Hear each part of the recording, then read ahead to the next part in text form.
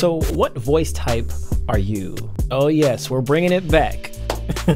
How do you find a vocal style that is unique to you, and how does the production of your music reflect this? Today we're exploring two opposing vocal types, vocal styles that are in my personal classifications. Again, these are not things that you're going to learn in a college or a school somewhere. Two different artists we're exploring, Olivia Rodrigo and Jacob Collier. The vocal minimalist and the vocal maximalist. That's the way I'd like to put it. Let's go ahead and start with the minimalist. As I've explained in all of my previous voice type videos, the minimalist singer is somebody who doesn't do much to achieve a desired sound. It's usually one vocal that they record in their song. The way that they process their vocal can also be very minimal in not applying too many effects, or they do apply effects, but they're in a very minimalist type of way. I want to take a look and break down a few examples of hers and just see how you can implement this into your own music. Finally drive up to your house, but today I drove through the suburbs. Crying 'cause you weren't around. When you sing in a very straight tone, it's a beautiful tone. She has a beautiful tone. I sound like Donald Trump over here. Beautiful tone here.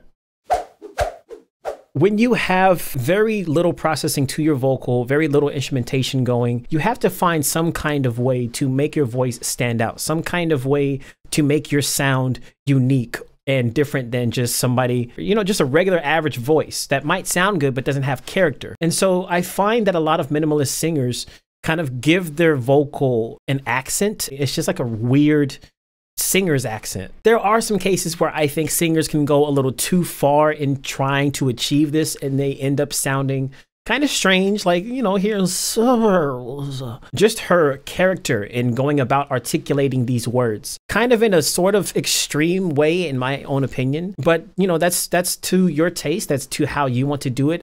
Just come up with your own vibe. And you're probably with that one girl who always made me doubt. So you hear how these made me doubt. This is more so like singing techniques, things that you can do, like little fall offs and inflections and dips and hips and all that stuff. This stuff also adds to the style of your singing. Are you somebody who implements those ad libs and riffs, runs and things? Are you that type of person when you articulate? Are you the kind of person who sings very simple? Like Frank Ocean does this as well. Like they'll do like these little slides between notes. Whoa, oh, oh, like stuff like that. I mean, that was just a random, but I think you get the general idea. There's riffs, there's runs, there's things that you can do, but still in these minimalist type of ways to introduce that character to your voice so that you're not so stripped down, you're boring to listen to.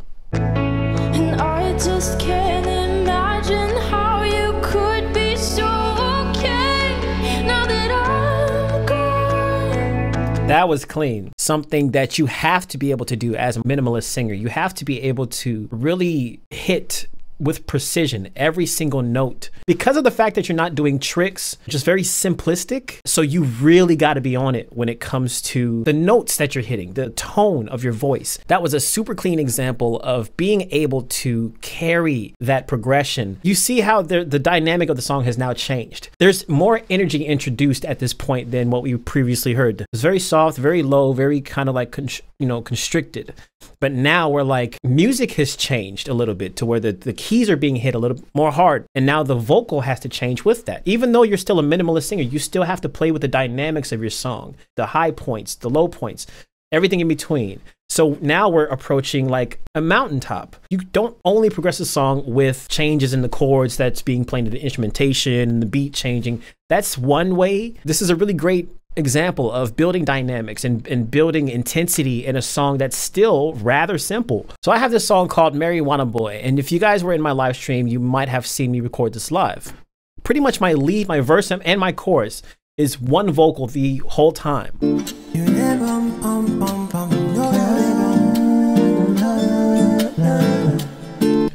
So actually for this example, I did a 4-part stack for the and then the melody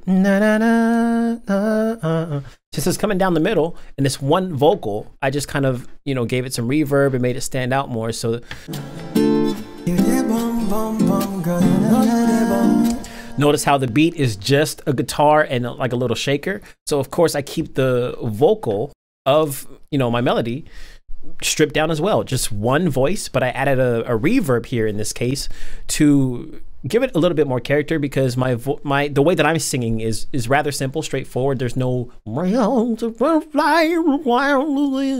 so I had to do something to give it a little bit more extra spice. He liked to talk before he playing on a toy. She liked to talk, so she keep rolling up the joint. He gives your brain a high like music from the royal. That Mary born a boy. You hear that delay going on. You hear that reverb that's really accenting the S's in my notes, making this sound more mysterious. So that's just one way, like processing the vocals. And I'm not going to dive in how I process the vocals. I think that's enough for the minimalist singer. Now we're going to dive into the maximalist. This is someone who, by all means, goes to every length that they can to make their songs sound as maximized as possible. Walking on the rooftop. These chords that he's hitting are very complex chords. So already the maximalism is speaking. And this is the kind of stuff that I love, because I love having very lush harmonies. I love having 6-part, 7-part harmonies, 8-part stacks. It's just the maximum amount of notes you can hear and it not sound over the top or dissatisfying. Just filling in whatever space you can, but it still have its groove. It's a beautiful Sunday morning. Right there. Now this stuff right here, how does a maximalist approach vocals that they can't reach? Do they just not sing them? No, they process their vocals in a way that they can sing them. The way that he breaks down some of the notes that he sings in this example right here. Merry Christmas to... So the piano is not the ultimate sort of tunedness. There's notes beyond the piano. And the best way to hear this is, I think, this is the melody here. Look at these 3 notes here. Isn't that insane? So to the naked ear, this might sound the same. Like these notes are the same note, but they're actually, one is a halfway to the next note. So it's like a half of a half. It's that makes sense. I'm not gonna get into that stuff. He's using flats and sharps, like being flat purposefully, being sharp purposefully, to hit notes that make his chords sound really, really lush. Isn't that? I'm gonna try.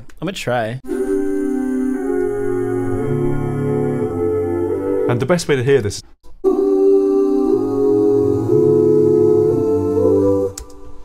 I tried my best to sing those micro tones, like micro notes in between other notes. I would imagine that most people, if they want to achieve the same kind of effect, they would use this graph here in whatever auto-tune software you're using and color in just below the middle here. So right here, this middle line right here is going to be what's on key. This is on the note. So here we're on the note, here we're on the note, here we're on the note. Here, technically, this would mean I'm a little bit sharp, which is what we want in this case, because we're talking about a halfway between this note and this note, right? What's the halfway point? Naturally, we have to be a little bit sharp from this note. So, I mean, you guys heard how that sounds in... We're getting 2 different notes, and Jacob already explained this. But if you want to achieve that and you can't necessarily sing it yourself, you can use tools like this to process your vocals to achieve that. Some may call it cheating, but who cares? As long as you achieve the end result that you're looking for. This is the way to be a maximalist. Aside from Jacob Collier's song, here's another example of the artist I was talking about earlier. B. Slade is an artist who does this now, and Tone was an artist who did this in my childhood.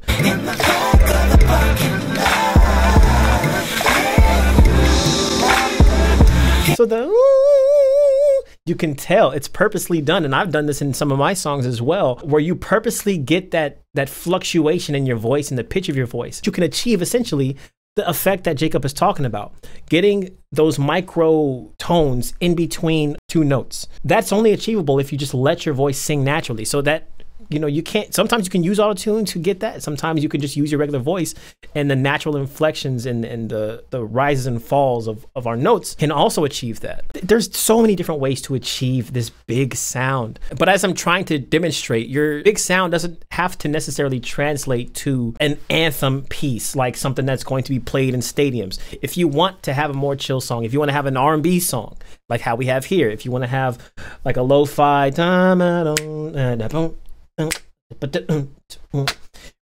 you can do that. You can still be a maximalist in a chill way. On the other end, you can take that and do as much as you want with it, like how I did.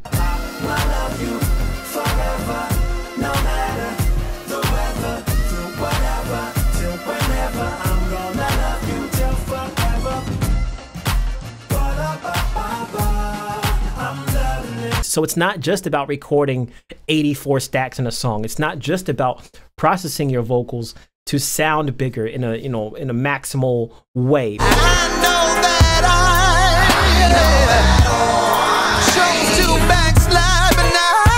Now you'll notice here that even B. Slade implemented a little bit of what I talked about in the minimalist way, kind of giving your voice character by having an artificial accent. I know that why. Like it's very caricature. It's a caricature vocal. And this is very reflective of the maximalist way. So like minimalist, just like, I'm a little teapot, short and stout, that kind of feel. But here, when a maximalist does the same thing, it's a caricature, like I said. Oh, I know that why, I know that why. So it represents in the pronunciation, it represents in the processing, it represents in the music, and it also reflects in the stacking, the amount of notes that you hear in these choruses. Let me know if you want to see another voice type video. I'll do more like this where I break down 2 more voices for you guys to learn from and learn how to produce like that or record like that. Thank you guys for watching. As always, stay legendary. I love you. Leave a comment down below if you have any questions. I will be answering. And I appreciate you. Peace. Did I just kiss you? 'Cause how could I ever? How could I ever? That's what it sounds like to me.